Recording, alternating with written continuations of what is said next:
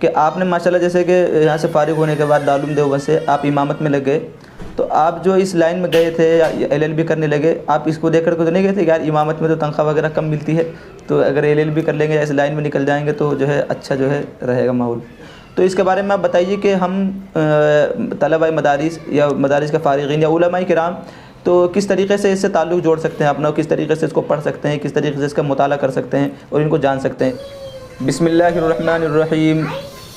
محترم اور معزز ناظرین کرام، آج ہمارے ساتھ ہمارے یوٹیوب چینل پر آپ حضرات کے سامنے ایک خاص مہمان اور ایک اہم شخصیت تشریف لائی ہیں، اور یہ خاص مہمان ہونے کے ساتھ ساتھ، اہم شخصیت ہونے کے ساتھ ساتھ ایک انوکھے انسان بھی ہیں۔ یہ انوکھے انسان کیسے ہیں؟ ان کی انوکھے پن کا آپ کو اندازہ ان کے تعارف سے ہوگا، اور ان کی جو زندگی ہے اور جو ان کی علمی قابلیت ہے اور جو انہوں نے تعلیم حاصل کی ہے، اس سے آپ کو ان کی انوکھے ہونے کا اندازہ ہو جائے گا۔ تو یہ جو شخصیت ہے، جو مہمان ہے، سب سے پہلے میں ان کا تعارف کرا دوں کہ ان کا نام ہے محمد ہاشم، اور حضرت جو ہے مہاراشٹر سے تعلق رکھتے ہیں، پونے کے رہنے والے ہیں، اور جو ہے انہوں نے مدرسے میں بھی تعلیم حاصل کی ہے اور ایک لمبا وقت جو ہے مدرسے میں دیا ہے، حفظ کیا، اس کے بعد عالم کا کورس کیا، اور اس کے بعد افتاء بھی کیا، اور اس کے بعد جو ہے اب عصری تعلیم حاصل کر رہے ہیں کالج کے اندر۔ پہلے تو میں حضرت کا استقبال کروں گا۔ السلام علیکم ورحمۃ اللہ وبرکاتہ، خیریت سے ہیں حضرت؟ وعلیکم السلام ورحمۃ اللہ وبرکاتہ، الحمدللہ، اچھا، اللہ کا کرم ہے۔ اچھا حضرت، جیسے میں نے آپ کے بارے میں بتایا کہ آپ نے پہلے تعلیم مدرسے میں حاصل کی، اور ایک بات، اہم بات یہ کہ دارالعلوم دیوبند سے یہ فارغ ہیں آپ، ہے نا؟ تو آپ اپنے بارے میں پہلے بتائیں کہ آپ نے مدرسے میں کون کون سی تعلیم حاصل کی ہے، کتنا وقت لگایا ہے، اور اب آپ کون سی تعلیم حاصل کر رہے ہیں، اس بارے میں بتائیں پہلے۔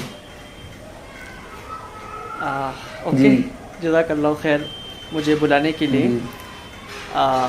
میں سب سے پہلے کہ اپنا تعارف شروع کروں، میں کافی بہت پہلے سے آپ کا یوٹیوب چینل فالو کر رہا ہوں، اور آپ ماشاءاللہ ایک اچھا پیغام دینے کی کوشش کر رہے ہیں۔ شکریہ، بہت مبارکباد ہیں، آپ بھی، آپ کا چینل بھی۔ شکریہ۔ جو لوگ آپ کو دیکھتے ہیں ان کا بھی یہ بڑک پن ہے کہ ان کی حوصلہ افزائی سے الحمدللہ آپ کا بھی کافی اچھا ایک سیٹ اپ ہے۔ تو آپ آگے بڑھتے رہیے، اللہ آپ کو خوب کامیابی اور ترقی نصیب فرمائے، آپ بہت اچھا کام کر رہے ہیں۔ دیکھیے جناب، جیسا کہ ابھی آپ نے میرا تعارف کیا، بچپن سے جو میری تعلیم ہوئی ہے وہ مدرسے میں ہوئی ہے۔ میرے خاندان وہ سب ایک مذہبی گھرانہ رہا ہے، سب علماء کا خاندان ہمارا رہا ہے، اور مذہبی گھرانے سے تعلق رکھتا تھا، تو اسی نسبت کے حساب سے مجھے بچپن سے ہی میں مدرسے میں چلے گیا۔ بہت ہی کم عمر کے اندر، جب آپ کہہ سکتے ہو کہ شعور نہیں تھا، میں مدرسے میں جا چکا تھا، اور اس کے ساتھ ساتھ جو ہے میں نے اپنا حفظ بھی کیا، پھر عالمیت بھی مکمل کی، اور پونہ شہر سے میں نے بڑے ادارے سے مدرسہ بیت العلوم سے بنیادی تعلیم حاصل کی، اور اس کے بعد اپنا دورہ حدیث دارالعلوم دیوبند سے 2014 میں فارغ ہوا۔ تو یہ میرا مذہبی جو کہہ سکتے ہو دینی علوم میں میری یہ تھی، لیکن اس کے ساتھ ساتھ چونکہ پڑھنے کا جذبہ تھا، تو میں نے غالباً 2010 سے ہی، جب کہ میں ایک بنیادی تعلیم مدرسے میں حاصل کر رہا تھا، ساتھ ساتھ اسکول کی پڑھائی بھی کرنا شروع کر دیا۔ اچھا، مطلب کہ آپ مدرسے میں پڑھ رہے تو اسی کے ساتھ آپ کی جو ہے اسکول کی تعلیم بھی چل رہی تھی؟ جی ہاں، یہ ہمارے لیے ایک اچھا پازیٹیو بات یہ تھی کہ ہمارے پونہ کے مدرسے کے اندر اس دینی تعلیم کے ساتھ ساتھ عصری تعلیم کا بھی انتظام تھا۔ تو جب میں وہاں سے فارغ ہوا تو میں 10ویں کر چکا تھا۔ تو جب 10ویں ہم نے کر چکا، پھر دارالعلوم دیوبند چلا گیا۔ دیوبند سے آنے کے بعد پھر 1 سال میں نے افتاء کیا۔ افتاء کرنے کے بعد پھر میں نے سوچا کہ اب مجھے مکمل طور پر کالج کی لائن میں آ جانا چاہیے۔ تو پھر میں نے جو ہے 12ویں مہاراشٹر بورڈ سے 12ویں دیا، اور اس کے بعد آگے کی پڑھائی گریجویشن کیا، اور ابھی میرا LLB چل رہا ہے۔ اچھا حضرت، جیسے آپ نے بتایا کہ آپ کا جو ہے جو دینی تعلیم تھی اس کے ساتھ ساتھ آپ کی عصری تعلیم بھی چل رہی تھی، ماشاءاللہ بہت اچھی بات ہے۔ تو ایسا ہوتا ہے، بہت سے کے ساتھ ہوتا ہے کہ وہ مدرسے کی تعلیم بھی حاصل کرتے ہیں، اور پہلے یا ساتھ ساتھ انہوں نے عصری تعلیم بھی حاصل کی ہوتی ہے یا کر رہے ہوتے ہیں، لیکن بعد میں جب وہ مدرسے کی لائن میں لگ جاتے ہیں تو وہ عصری تعلیم سے اپنا تعلق ختم کر دیتے ہیں۔ یعنی جو ہے دنیاوی تعلیم سے تعلق توڑ کر کے آپ دینی تعلیم میں لگ جاتے ہیں. لیکن آپ جو ہے اس لائن میں یعنی افتاء کرنے کے بعد آپ پھر جو ہے اسی لائن میں آگے نکل گئے, یعنی آپ جو ہے LLB کر رہے ہیں ماشاء اللہ. تو ایسے کیا اسباب بنے, کیا وجوہات بنی کہ آپ جو ہے اس لائن میں اور جو ہے آگے بڑھ گئے؟ ورنہ جو ہے جو کالج سے نکل کر کے آتے ہیں مدرسے کی لائن میں, پھر وہ اسی لائن میں لگ جاتے ہیں عام طور پہ. ایسے ہوتا ہے ہماری زندگی ایسی, ہم نے بھی پہلے اسکول میں تعلیم حاصل کی اور اس کے بعد جو ہے مدرسے میں لگے اور مدرسے میں پھر ساری تعلیم حاصل کی. اس کے بعد مدرسے یا کالج کی طرف جانے کا جو ہے کوئی واسطہ نہیں پڑا. آپ جو ہے پہلے کالج میں اسکول میں پڑھے اور اس کے بعد مدرسے میں پڑھے اور مدرسے سے نکلنے کے بعد مفتی بننے کے بعد اب جو ہے آپ LLB کر رہے ہیں. تو کیا اسباب بنے, کیا وجوہات بنے کہ آپ جو ہے دوبارہ جو ہے کالج کی طرف چلے گئے؟ یا میں کوئی ایسی بات تو نہیں تھی کہ آپ مدرسے سے یا اسی طریقے سے جو مسجدوں کا نظام ہے, مدارس کا نظام ہے, اس سے آپ کوئی بدظن ہوئے کہ بھئی اگر اسی لائن میں لگے رہیں گے تو لوگ جو ہے تنخواہ کا بھی خطرہ ہوتا ہے, قلت تنخواہ ہوتی ہے, تنخواہ کی بہت کم تنخواہ ملتی ہے, اسی طریقے سے زیادہ جو ہے آدمی بڑھ نہیں پاتا ہے. تو آپ کس وجہ سے جو ہے اس لائن میں آئے آگے, تو آپ بتائیں حضرت. دیکھیے آپ نے ایک سوال کے اندر 2 سوال پوچھ لیے, تو میں چاہتا ہوں کہ دونوں کو الگ الگ بیان کروں. پہلا سوال آپ کا یہ تھا کہ میں نے دینی تعلیم کے ساتھ جب عصری تعلیم کی تو میں نے کس طریقے سے دونوں کو مینیج کیا, کہ اب میں اپنا جو ہے عصری تعلیم کو بھی میں نے اچھی طریقے سے مکمل کیا اور مذہبی تعلیم تو میری پہلے ہی ہو چکی تھی. دیکھیے میں آپ کو بتانا چاہتا ہوں کہ جب میرا افتاح ہو چکا تھا اور میں مفتی بن چکا تھا الحمدللہ, تو میں اسی وقت سے امامت میں لگ چکا تھا. اور آپ کہہ سکتے ہو کہ مفتی کا کورس مکمل ہونے کے بعد سے ہی میں امامت میں لگ چکا تھا. لیکن میرے اندر جو آپ کہہ سکتے ہو کہ ایک تعلیم حاصل کرنے کا جو جذبہ تھا, تو چونکہ مجھے لگتا تھا کہ میری حد یہاں پہ ختم نہیں ہو جاتی کہ میں افتاح کر کے رک جاؤں. مجھے لگتا تھا کہ جو انسان کی صلاحیتیں اللہ کی طرف سے دی ہوئی ہیں اس کو آگے بڑھانا چاہیے. تو مجھے یوں لگا کہ کیوں نہ میں افتاح کی تعلیم حاصل کرنے کے بعد جب میرے پاس ایک اسلامی قانون کی سمجھ ہے تو کیوں نہ میں اسی دوسری فیلڈ کے اندر آگے بڑھ کر اور دوسرے علوم کو حاصل کرنے کی کوشش کروں. تو میں نے اسی مقصد سے اپنا کالج کی لائن شروع کی. اب سوال یہ ہے کہ میں نے اس کو مینیج کیسے کیا. یہ بہت انٹرسٹنگ ٹاپک بھی ہے, اور آپ چونکہ اس فیلڈ میں کام کر رہے ہیں تو بڑی اچھی بات ہوگی کہ اگر میں بتاؤں تو شاید میرے بتانے سے جو بہت سارے لوگوں کا فائدہ ہو جائے. دیکھیے جب ہم اس فیلڈ میں آتے ہیں اور مدرسے کی جب زندگی چھوڑ کر ہم دوسری زندگی میں آتے ہیں تو آپ کہہ لیجئے کہ دن اور رات اتنا بڑا فرق ہو جاتا ہے. مدرسے کی زندگی بہت الگ ہے اور باہر خاص کر کے کالج وغیرہ کی زندگی بہت الگ ہے. مدرسے کے اندر ہمیں ہر چیز کو قربان کرنا سکھایا گیا ہے اور کالج کے اندر ہر چیز کو حاصل کرنا سکھایا جاتا ہے کہ آپ کو ہر چیز حاصل کرنا ہے. اب یہ آپ کے اوپر ڈیپینڈ کرتا ہے کہ آپ کس طریقے سے دونوں کو مینیج کرتے ہو. تو جب آپ کالج میں جاتے ہیں تو عام طور پر تاثر یہ بنا دیا گیا ہے کہ کالج کے اندر جانا مطلب اپنے ایمان کو خراب کر دینا, بگاڑ دینا اور جو ہے غلط کاموں میں پڑ جانا. مجھے ایسا لگتا ہے کہ 2020 کی صدی میں 2000 کی جو صدی چل رہی ہے اس میں ہم کو اس سوچ سے باہر نکلنا ہوگا, کیونکہ میں تو پہلے سے اس تفریق کو نہیں مانتا کہ یہ دین کا علم ہے, یہ دنیا کا علم ہے. میرے نزدیک یا تو علم نافع ہوگا یا علم غیر نافع ہوگا.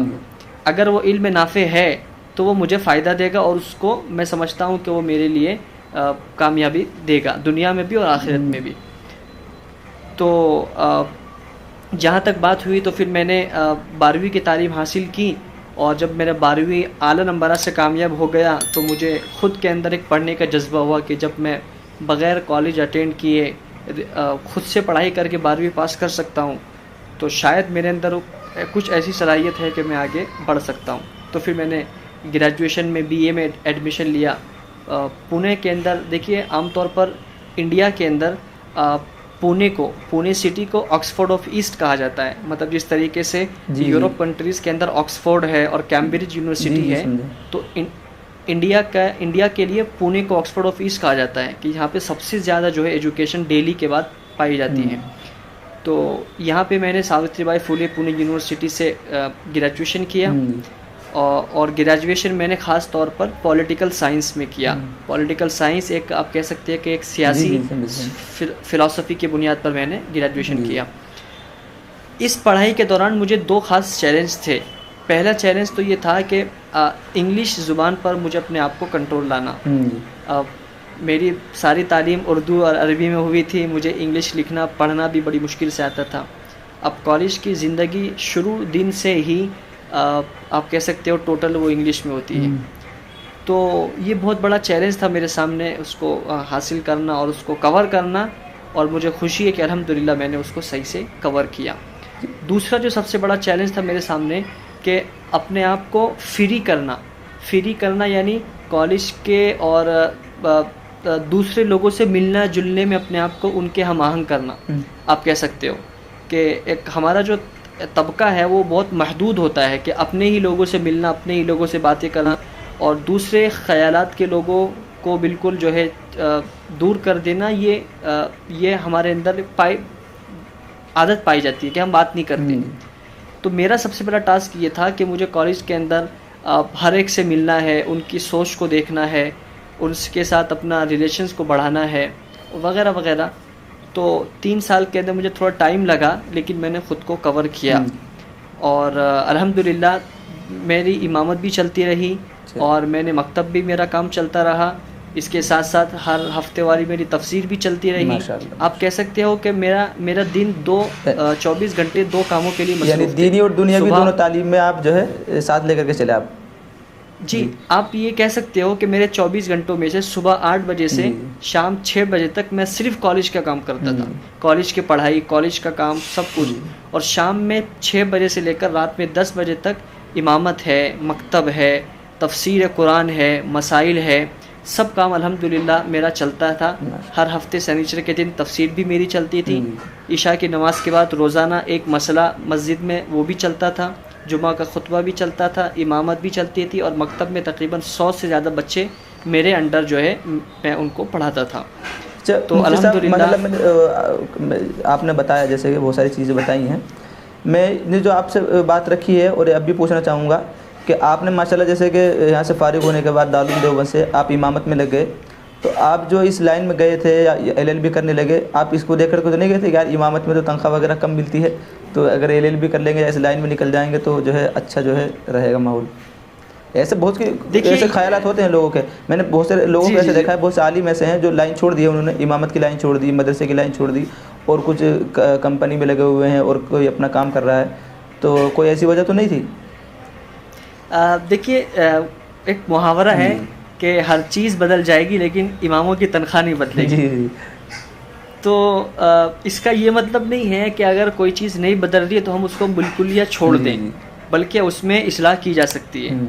آپ کو یقین نہیں ہوگا کہ اسٹارٹنگ کے 4 سال مطلب 2016 سے لے کر 2020 تک میں نے صرف 5,000 روپے کے پیمنٹ پر کام کیا ہوں، تنخواہ پر. لیکن آپ سوچ سکتے ہیں کہ 5,000 روپے کیا ہوتا ہے. اور لیکن مجھے معلوم تھا کہ میرا تنخواہ کم ہے، مجھے معلوم تھا کہ 5,000 میں میرا کچھ گزارا نہیں ہونے والا، لیکن میرے سامنے بڑا مقصد تھا کہ مجھے یہاں پہ سہولت ہے، میں پڑھنا چاہتا ہوں. اچھا، میں جو ہے آگے تعلیم حاصل کرنا چاہتا ہوں. آپ نے جو ہے مطلب بتایا، لیکن جو اب آپ تعلیم حاصل کر رہے ہیں، جو LLB کی تعلیم کر رہے ہیں آپ نا، وکالت جس کو کہتے ہیں عام زبان میں، تو اس میں جو ہے مطلب ایک تو ہوتا ہے اسلامی لو، اسلامی قانون، اور اسی طریقے سے ایک ہندوستانی قانون ہے نا. تو آپ دونوں اس وقت جو ہے جو قانون کی تعلیم حاصل کر رہے ہیں، تو اس کے بارے میں آپ بتائیے کہ کوئی تضاد ہوتا ہے یا کوئی کیا مناسبت ہے ان دونوں میں؟ دیکھیے as a student, as a طالب علم، ہم کو فی الحال سیکھتے وقت یہ نہیں دیکھنا چاہیے کہ آپ جو ہے کس چیز کو مان رہے ہو. آپ کو پہلے یہ دیکھنا ہے کہ انڈیا کا قانون کیا ہے، صحیح کیا ہے، غلط کیا ہے، وہ ہم بعد میں ڈیسائیڈ کریں گے جب ہم پریکٹس کریں گے.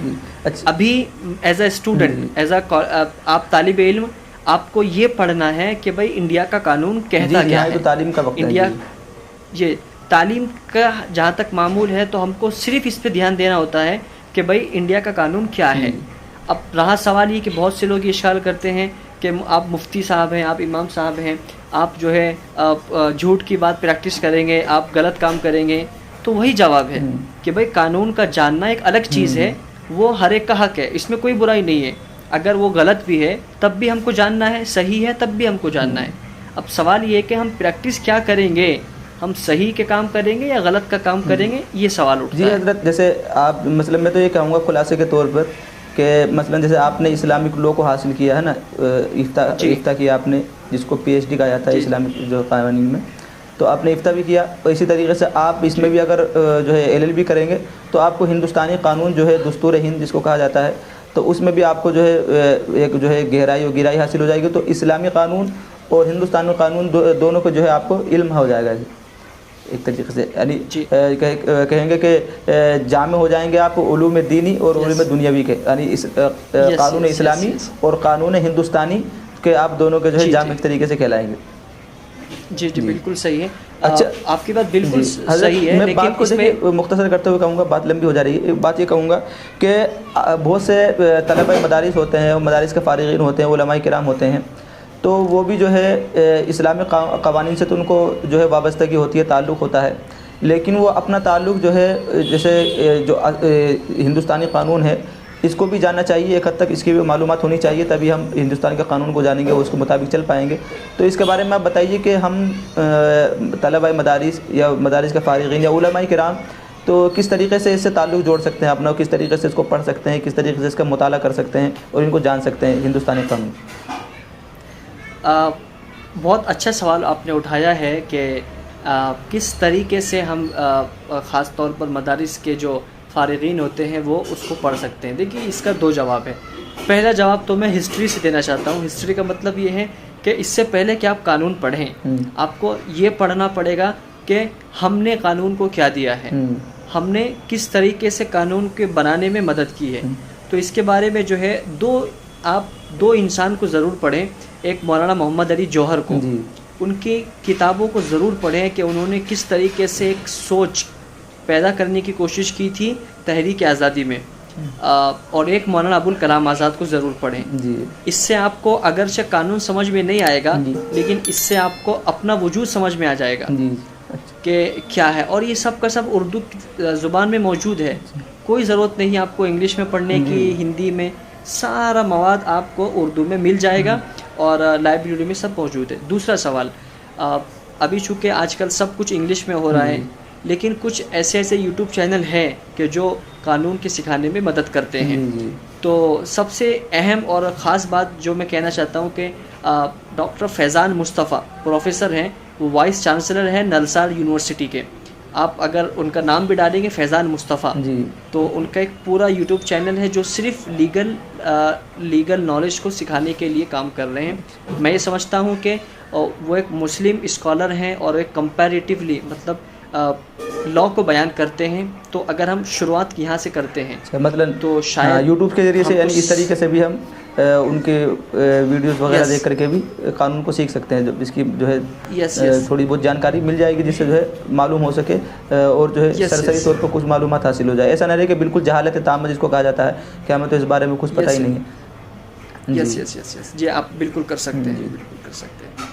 ٹھیک ہے حضرت, ماشاءاللہ جو ہے آپ نے جو ہے اتنا وقت دیا ہمارے لیے, فارغ کر کے آپ آئے, آپ کا بہت بہت شکریہ.